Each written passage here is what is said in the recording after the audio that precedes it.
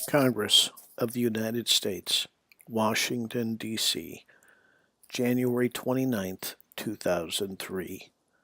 The Honorable George Tenant, Director of Central Intelligence, Washington, D.C., 20505.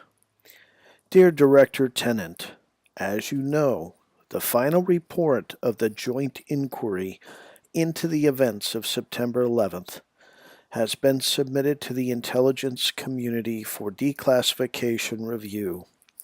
We look forward to early release of the public report so that efforts at reforms can be accelerated.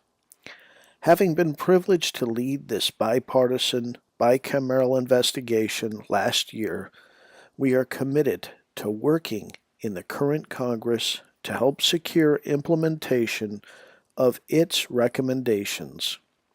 In furtherance of that goal, we are writing to the President and heads of departments and agencies about portions of the joint inquiry's recommendations that may be of particular concern to them.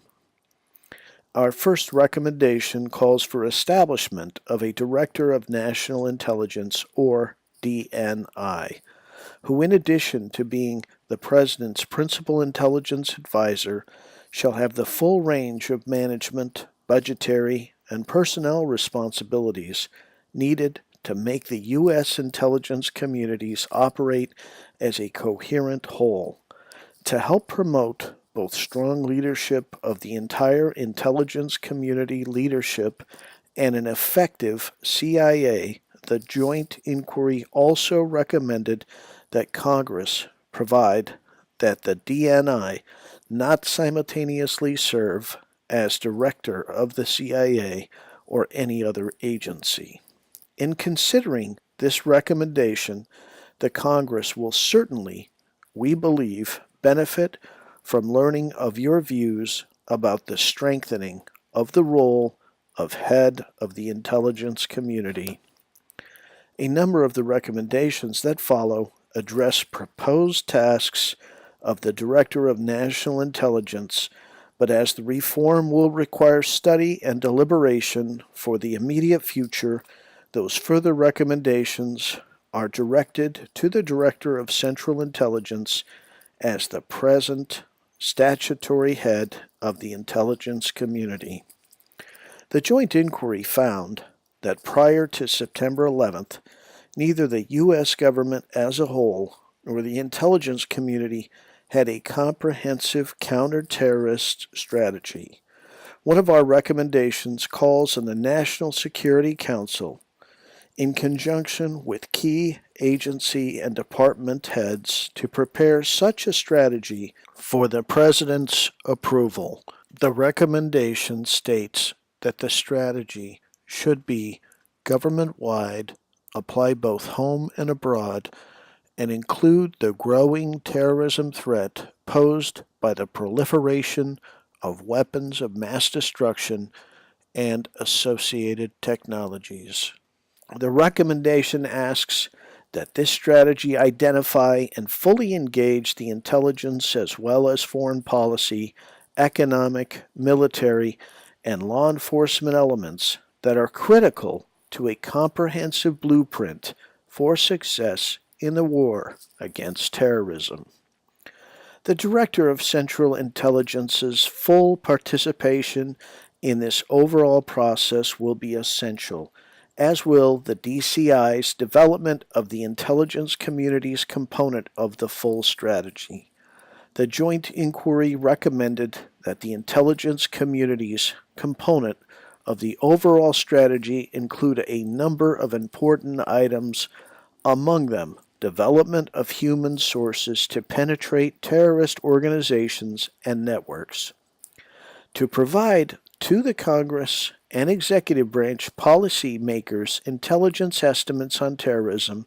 The joint inquiry has recommended establishment on the National Intelligence Council of the position of National Intelligence Officer for Terrorism. The recommendation suggests that the person holding this position also assist the intelligence community in developing a program for strategic analysis. Another recommendation addresses the need for Congress and the administration to ensure development within the Department of Homeland Security of an effective all-source terrorism information fusion center as mandated by the Homeland Security Act of 2002. The success of that fusion center will depend, as the recommendation states, on the center's full and timely access to all counterterrorism-related intelligence information, including raw supporting data, as needed. Your action to ensure full cooperation between the entire intelligence community, including, of course, the CIA, and the Department of Homeland Security will be fundamental to the success of this vital reform. We applaud the President's announcement of the establishment of new Terrorist Threat Integration Center, which we understand will be located under the Director of Central Intelligence. The important challenge, we believe, is to assure the full and harmonious implementation of both the information fusion requirement of the Homeland Security Act and the center that the President announced. The recommendations include a list of significant reforms that the Intelligence Committee believe are essential for strengthening the FBI's domestic intelligence capability. In regard to these critically needed reforms, the Joint Inquiry has recommended that Congress should direct that the head of the intelligence community, together with the Attorney General and the Secretary of Homeland Security, should report to Congress on the FBI's progress. The report should include the specific manner in which a new domestic intelligence service could be established in the United States, recognizing the need to enhance national security while fully protecting civil liberties. The committees expressed their strong conviction that the intelligence community's employees remain its greatest resources. They recommended that the head of the intelligence community should require that measures be implemented to greatly enhance the recruitment and development of a workforce with the intelligence skills and expertise needed for success in counterterrorist efforts. Several particular actions are set forth in the recommendation. One is that intelligence community agencies should expand and improve counterterrorism training, including about information sharing among law enforcement and intelligence personnel, the use of the Foreign Intelligence Surveillance Act, and watch listing. The recommendation includes steps to improve intelligence community language capabilities and the utilization of skills and experience of retired personnel. It calls on the intelligence community to enhance recruitment of a more ethically and culturally diverse workforce.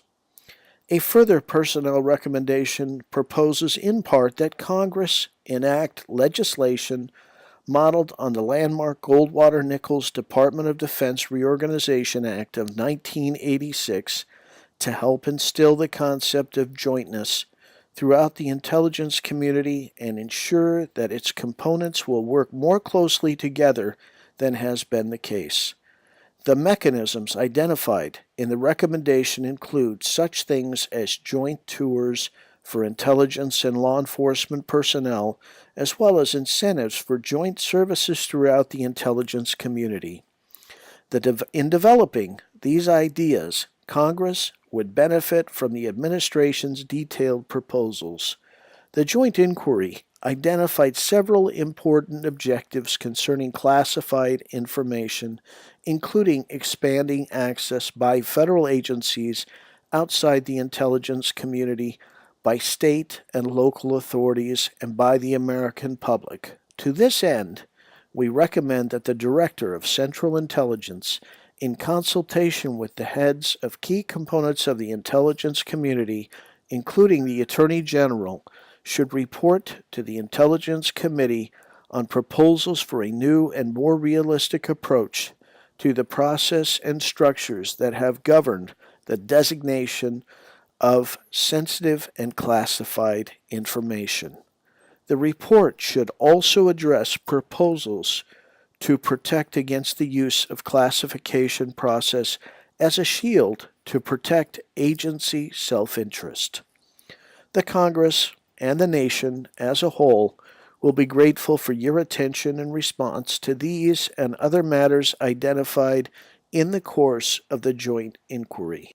Further, we are confident that the Congress will benefit from other recommendations that you might have for legislative or administrative action to improve the nation's counterterrorist capabilities. Sincerely, Bob Graham, Chairman, Senate Intelligence Committee, 107th Congress. Porter, Goss, Chairman, House Intelligence Committee, 107th and 108th Congress. Richard Shelby, Vice Chairman, Senate Intelligence Committee, 107th Congress.